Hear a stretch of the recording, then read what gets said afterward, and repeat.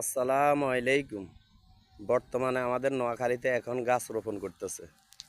রাস্তার সাইডে এখন বর্তমানে গাছ রোপণ করতেছে এবং বিভিন্ন জাতের গাছ আছে। এই খাঁচাগুলোর ভিতরে বিভিন্ন জাতের গাছ রোপণ করতেছে।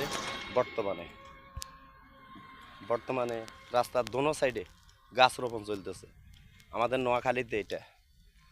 এবং লাগান, দেশ বাঁচান, মানুষ বাঁচান, গাছ তো লাগান।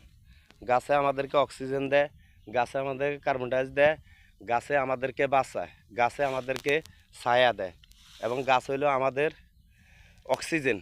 গাছ আমাদের নিঃশ্বাস অবনিঃশ্বাস আমরা টানি লইতে পারি গাছের কারণে। গাছ রোপণের কাজ চলতেছে আমাদের নোয়াখালীতে। গাছ রোপণ করতেছে রাস্তার দোনো সাইডে গাছ রোপণ করতেছে। এই যে একটা সরকারি রাস্তা, এই রাস্তার পাশে গাছ রোপণ চলতেছে বর্তমানে।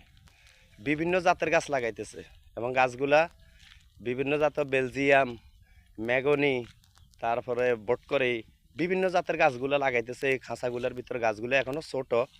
তো এই গাছগুলো আপনাদেরকে দেখাইতেছি একটা গাছ, তারপরে ঝাউ গাছ, বিভিন্ন জাতের গাছ লাগাইতেছে।